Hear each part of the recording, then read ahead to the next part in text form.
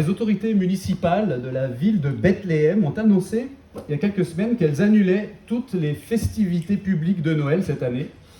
Pas de lumière dans les rues, pas de marché de Noël, pas de sapin, pas de décoration dans les centres commerciaux, pas de défilé ou de distribution de cadeaux aux enfants, comme ça se fait traditionnellement. La raison, évidemment, le conflit violent qui déchire actuellement la région. Et un porte-parole a dit, je le cite, « Dans nos maisons, il peut y avoir des célébrations, mais dans nos cœurs, on souffre. Comment est-ce qu'on pourrait décorer un sapin de Noël ?» C'est une bonne question, non ? Je suppose qu'on est un certain nombre ici à avoir décoré un sapin de Noël, ou au moins avoir mis une petite déco ici ou là dans la maison ou dans l'appart, une guirlande dans le ficus, un plaid rouge et vert sur le canapé, ou un dessin au feutre blanc sur la vitre de la porte-fenêtre. Mais comment est-ce qu'on peut avoir le cœur à ça quand on voit le monde dans lequel on vit ?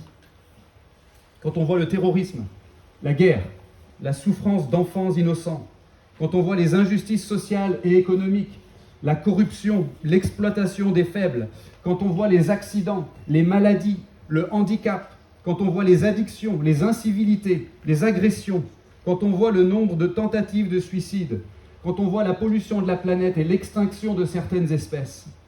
Et comment est-ce qu'on peut avoir le cœur à la fête quand on traverse soi-même des difficultés ? Très personnellement, et c'est sûrement le cas de plusieurs d'entre nous ici ce matin. Le chômage, la précarité, la solitude, la maladie, le rejet, le regret, une trahison, un conflit, un divorce, un deuil, un échec, un burn-out, une dépression, la honte, la culpabilité, la peur, etc. Comment est-ce qu'on peut encore être positif dans cette situation ? Impossible. À moins peut-être de fermer les yeux, d'essayer de penser à autre chose, ou comme on dit, de se faire une raison. Eh bien, dans le texte qui vient d'être lu, on a un élément de réponse à ce questionnement. Et cet élément de réponse, c'est le suivant. C'est que pour pouvoir lever la tête et garder espoir dans un monde déchiré par le mal, il ne faut pas être moins attentif à ce qui se passe, mais au contraire, il faut être plus attentif. Il faut être plus attentif parce qu'il y a en fait, si on regarde bien, si on écoute bien, si on réfléchit bien, il y a en fait toutes les raisons d'être positif. Mais ces raisons-là ne se trouvent peut-être pas là où on s'imaginait. Le texte que Léa nous a lu il y a quelques instants a été écrit environ 700 ans avant Jésus-Christ. L'auteur s'appelle Michée et c'était un prophète en Israël, c'est-à-dire quelqu'un qui disait avoir un message à transmettre aux gens de la part de Dieu. Et il faut savoir qu'à l'époque, la situation était très très tendue pour les gens à qui Michée s'adressait. Vous allez me dire que l'histoire se répète, mais à l'époque, la région d'Israël était déjà le terrain de conflits très violents. Et en l'occurrence, à l'époque du prophète Michée, les gens ils voient monter une grande puissance hostile dans le territoire juste à côté. C'est l'empire des Assyriens. C'est un empire violent, cruel, impitoyable, hégémonique, et ils ont déjà en fait envahi la plupart des pays alentours. Alors les gens en Israël, vous pouvez imaginer, ils ne voient pas comment ils vont échapper. Il y a forcément de l'angoisse, de la peur et sûrement du désespoir pour beaucoup de gens. Ils se disent certainement, on est les prochains sur la liste, on va y passer, c'est sûr. Et donc la question qui est censée occuper notre esprit, à nous les lecteurs de ce texte, au moment où on reçoit les paroles de Michée, c'est justement comment garder espoir, comment rester positif, comment ne pas être complètement abattu quand la calamité semble être une fatalité, quand ça semble écrit d'avance. Et la réponse de Michée, c'est oui, mais il y a autre chose qui est écrit d'avance. Il est en train de dire, soyez attentifs. Soyez attentifs parce qu'il y a un Dieu qui existe et ce Dieu, il ne nous a pas abandonnés dans le noir, il ne nous a pas livrés à un monde déchiré par la violence, par l'injustice, par la souffrance, sans rien nous dire d'autre. D'après le prophète Michée et d'après toute la Bible en fait, Dieu se préoccupe énormément de ce qui se passe sur la terre. Il n'est pas du tout indifférent. Et il est tellement pas indifférent qu'il a voulu communiquer avec les humains pour les rassurer, pour les encourager et pour leur donner de l'espoir justement. Vous savez, la Bible est un livre merveilleux à cet égard parce que c'est une compilation de textes qui prennent à bras le corps nos plus grands problèmes existentiels. Honnêtement, moi, j'ai jamais rien lu de comparable à la Bible. Et dans notre passage, ce qui se passe, c'est que Dieu est en train de parler aux humains, donc à travers ce prophète Michée, et il dit deux choses essentiellement à ces gens qui sont en proie au désespoir. Il leur parle premièrement d'un incroyable libérateur qui doit venir, et il leur parle deuxièmement de ce que cet incroyable libérateur devait faire. On est, je vous le rappelle, 700 ans avant Jésus-Christ, et le prophète dit qu'un jour, il y a un incroyable libérateur qui va venir de Bethléem. Alors Bethléem, c'est une petite ville au sud-ouest de Jérusalem, à une distance d'environ 8 km. C'est un peu le Brinda de Jérusalem, si vous voulez, une petite ville de la banlieue de Jérusalem. Et Michée dit qu'un jour, il y a quelqu'un qui va venir de là et qui va, dit-il, dominer sur Israël. Le verbe dominer en hébreu, ça ne veut pas du tout dire quelque chose de mauvais comme on peut l'imaginer aujourd'hui quand on pense à la domination. Dominer, dans notre passage, c'est plutôt l'idée de gouverner, de conduire, de régner. Et ça, en fait, si c'est fait par quelqu'un de bien, par quelqu'un de vraiment bien, en fait, c'est tout bénef pour ceux qui sont sous ce règne. Et ce que Michée est en train de dire à ses contemporains, là, c'est qu'un jour, il va y avoir quelqu'un qui va arriver, originaire donc de Bethléem, qui va vraiment prendre soin d'eux et qui va le faire incroyablement bien. Et ce gars-là dont il parle, il sera hors du commun, dit-il. Son origine remonte au jour d'éternité. C'est très très curieux de dire ça. On peut se demander, mais qu'est-ce qu'il veut dire ? Qu'est-ce que c'est quelqu'un dont l'origine remonte au jour d'éternité ? Est-ce que ça veut dire quelqu'un qui a toujours existé ? Quoi qu'il en soit, c'est quelqu'un d'extraordinaire, vous comprenez ? Un incroyable libérateur qui va venir. Il va se démarquer de tous les autres conducteurs qu'il y a eu et que les gens en Israël avaient connus jusque-là dans leur histoire. Par contre, il ne va pas arriver tout de suite, dit Michée. Il va y avoir une période d'attente, peut-être assez longue finalement, jusqu'au temps, dit-il, où enfantera celle qui devait être enfantée. Une période d'attente, donc peut-être assez longue, mais quand même, il y a un incroyable libérateur qui va venir. Et rien que ça, déjà, c'est une information essentielle à avoir, non ? Les gens de cette époque, 700 ans avant Jésus-Christ, qui ont l'impression que leur monde s'effondre, que la terre est remplie de ténèbres, de violence, d'injustice, qui ne voient pas du tout comment ça pourrait s'améliorer, et bien si Dieu lui-même, par la voix d'un prophète, leur dit qu'il y a quelqu'un qui va arriver et qui va vraiment faire une différence, et qui va vraiment s'occuper d'eux d'une manière qui va vraiment leur faire du bien, ça peut changer un petit peu leur état d'esprit au moins, non ? Je ne sais pas si vous avez entendu parler de ce qui s'est passé en Inde le mois dernier. Il y avait des travaux de construction d'un tunnel dans la région de l'Himalaya. Et malheureusement, une partie du tunnel s'est effondrée pendant les travaux et 41 ouvriers se sont retrouvés coincés sous terre. Moi, j'imagine l'angoisse de se retrouver complètement ensevelis et coupés du monde. Mais il se trouve que les secours ont réussi assez rapidement à creuser un tout petit tuyau par lequel ils ont pu faire passer à ces hommes de l'oxygène, de l'eau, de la nourriture et une radio pour pouvoir communiquer avec l'extérieur. Et un des messages que les secours ont répété inlassablement, par la radio notamment, aux ouvriers qui étaient là coincés sous terre, c'était « Ne vous inquiétez pas, on va vous sortir de là indemne ». Alors moi, personnellement, je ne sais pas combien de temps j'aurais tenu avant de désespérer si j'avais été dans cette situation et que les secours n'avaient pas réussi à établir le contact. Combien de jours est-ce que j'aurais tenu ? Mais en ayant établi ce contact, les hommes coincés sous terre ont pu tenir 17 jours avant d'être enfin délivrés. Et ils sont tous sortis indemnes. Et de la même façon, la Bible dit que Dieu a établi le contact avec les humains. Oui, le monde dans lequel on vit est rempli de souffrances et d'injustices, depuis les pires atrocités dont on entend parler dans les actualités ou dans les livres d'histoire, jusqu'aux problèmes les plus personnels, les plus ordinaires, les plus anodins, pourrait-on dire, et qui pourtant nous font réellement souffrir. Oui, le monde est comme ça, mais ce n'est pas tout. Ce n'est pas tout. Dieu a établi un contact, d'après la Bible. Dieu existe, il voit ce qui se passe, il s'en préoccupe et il a dit quelque chose à ce sujet. Est-ce qu'on s'intéresse à ce qu'il dit ? Dans notre passage par la bouche du prophète Michée, la première chose qu'il dit donc, c'est qu'il y a un incroyable libérateur qui doit venir. Et ici, on est 700 ans avant Jésus-Christ. Mais dans la Bible, il y a encore plein d'autres prophètes qui ont existé à d'autres époques avant Jésus-Christ et qui disent aussi la même chose. La Bible est un livre merveilleux et fascinant. Et il se trouve qu'en disant que le libérateur devait venir de Bethléem, Michée, en fait, il est en train de faire une prédiction là, et qui s'est tout à fait réalisée dans l'histoire de Jésus, qui lui-même est né à Bethléem. Mais cette prédiction qu'on a ici, c'en est qu'une parmi des dizaines qu'on trouve dans la Bible sous la plume de différents auteurs à des époques différentes qui parlent tous de la venue d'un incroyable libérateur, et toutes ces prédictions se réalisent dans l'histoire de Jésus.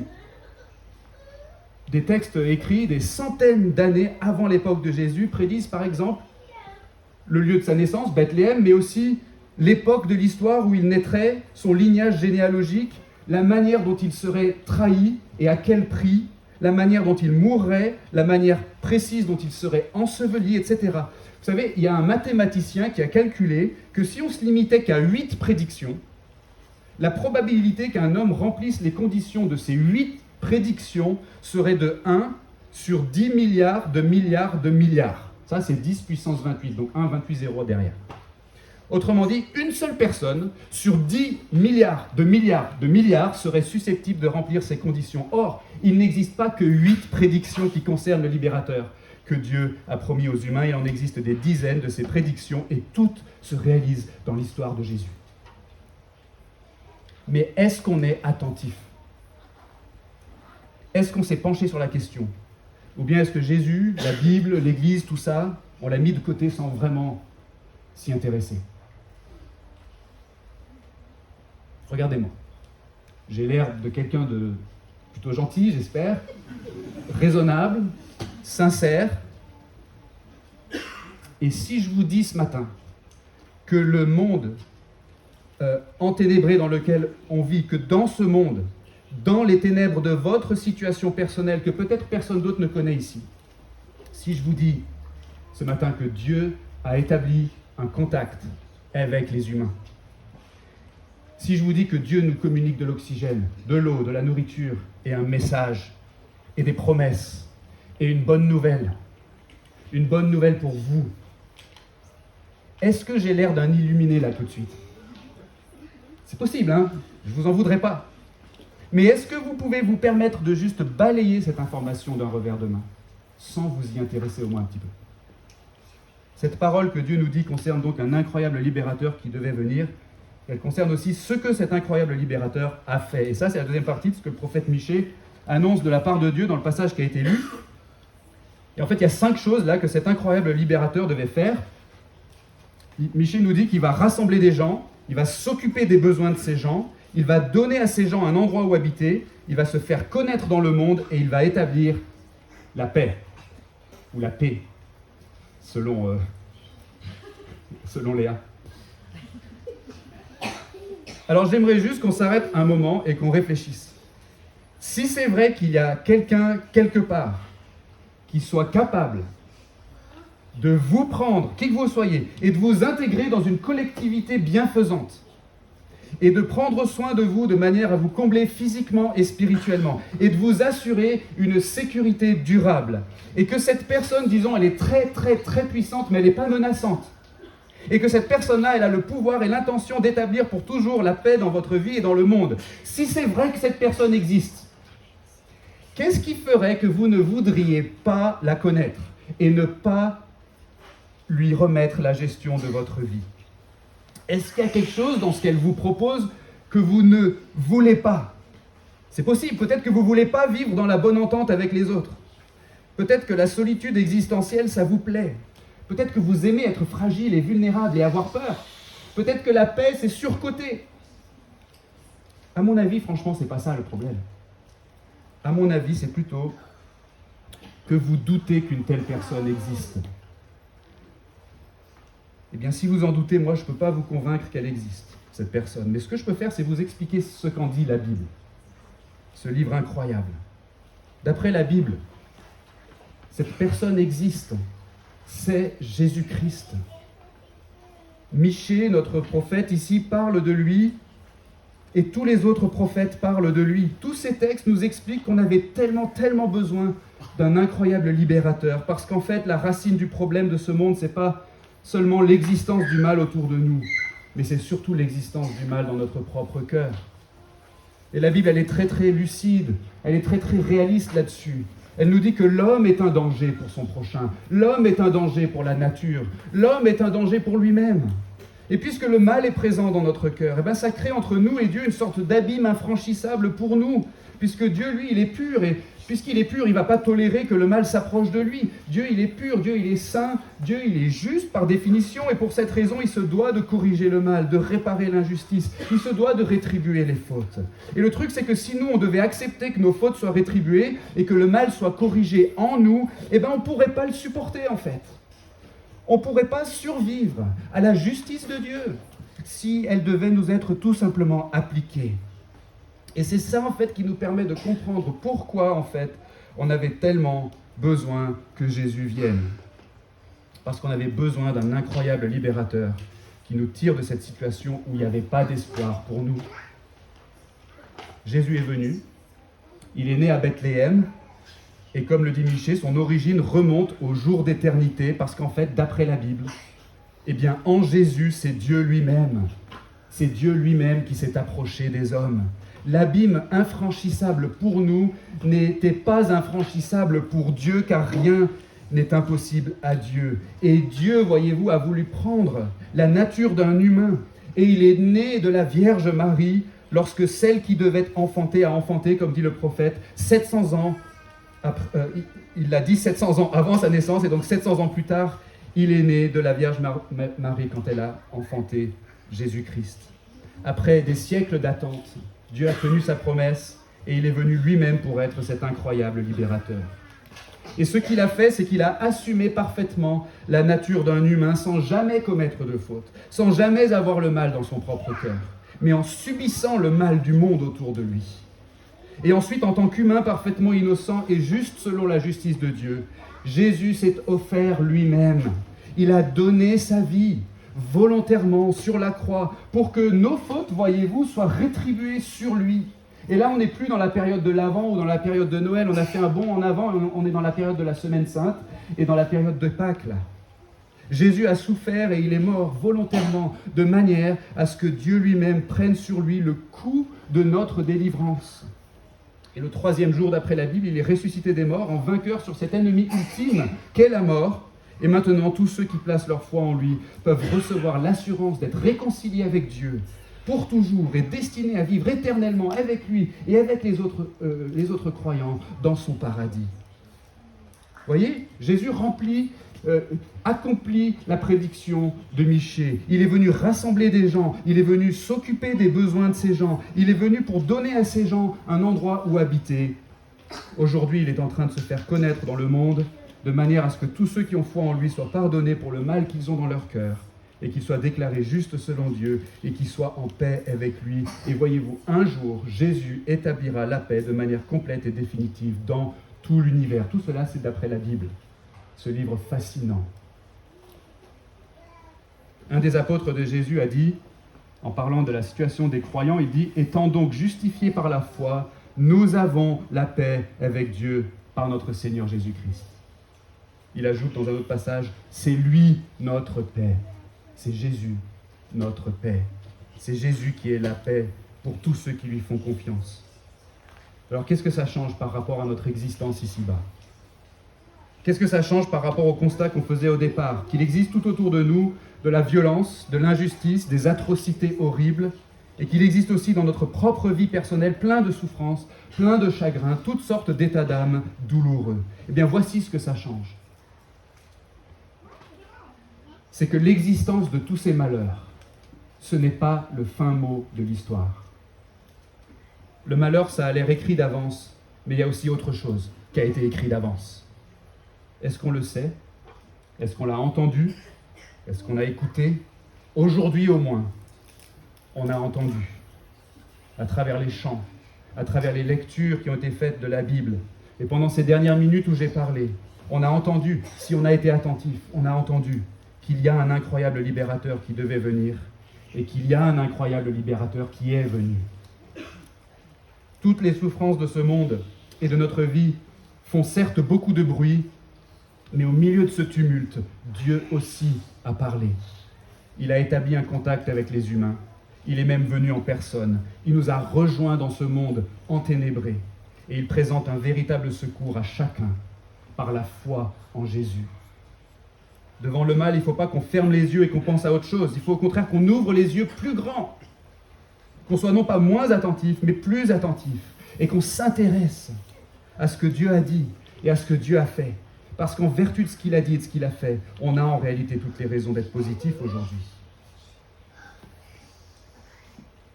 Jésus a affronté le mal, il en est mort, il est ressuscité et aujourd'hui il rassemble tous ceux qui ont foi en lui Et il fait de nous un peuple, une collectivité bienfaisante appelée l'Église, la famille de Jésus pourrait-on dire. Il prend soin de nous quand on est croyant en nous administrant chaque jour ses bienfaits spirituels par la prière, par la lecture de la Bible, par les réunions de l'Église, par l'amitié et la solidarité des frères et sœurs dans la foi. De plus, Jésus a dit qu'il préparait pour les croyants une place dans la maison de son Père, c'est-à-dire une place pour toujours dans son paradis qui sera révélé un jour.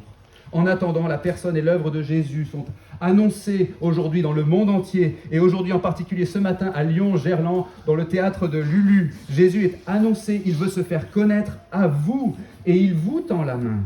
Ouvrez-lui votre cœur, venez à lui, recevez son amour, son pardon, sa tendresse, recevez ses bons soins, recevez sa protection. Il ne vous abandonnera jamais. Si aujourd'hui vous avez envie d'aller plus loin, dans votre démarche spirituelle, personnelle, ou si ça vous intrigue et que vous avez des questions, sachez que moi, je serais personnellement ravi de vous accompagner dans ce cheminement. Mais il n'y a pas que moi ici, on est plusieurs, en fait, à se rendre disponibles pour discuter avec vous, même aujourd'hui, après la célébration. Mais comme on est très nombreux, peut-être qu'on n'aura pas l'occasion de discuter, sachez qu'on peut aussi convenir d'un rendez-vous plus tard, autour d'un café, autour d'une bière, si vous préférez, pour discuter en toute décontraction. On a d'ailleurs des petites fiches disposées sur une table dans l'arrière-salle où vous pouvez, si vous le souhaitez, laisser des coordonnées, être inscrit à la liste de diffusion de notre paroisse. En option, vous pouvez même demander une Bible qu'on serait ravis de vous offrir gratuitement. Alors n'hésitez pas. Alors comment est-ce qu'on peut avoir le cœur à la fête quand on voit le monde dans lequel on vit? C'est vrai que le malheur nous impose quand même une certaine sobriété, n'est-ce pas? Mais le malheur n'aura pas le dernier mot, parce que Jésus est venu. C'est lui qui est la paix, dans le cœur de tous les croyants qui savent, comme dit l'apôtre Paul, qu'il n'y a pas de commune mesure entre les souffrances du temps présent et la gloire à venir qui sera révélée pour nous. Nous qui croyons, nous avons cette paix en espérance dans le cœur. On souffre encore, mais on ne souffre plus pareil quand même. Et on peut fêter Noël, et on peut décorer des sapins, et on peut dessiner au feutre blanc sur la vitre de la porte-fenêtre pour cette raison. Et un jour, cette paix sera déployée complètement et définitivement dans tout l'univers. Amen. Je vous invite à une courte prière. Seigneur, merci beaucoup pour les promesses contenues dans la Bible. Merci de ne pas avoir abandonné le genre humain dans ce monde empreint de souffrance, de malheur, d'injustice. Merci d'être venu en ton Fils Jésus-Christ. Merci d'avoir tout accompli pour que par la foi en lui, on puisse être délivré et recevoir cette espérance certaine de la vie éternelle. Amen.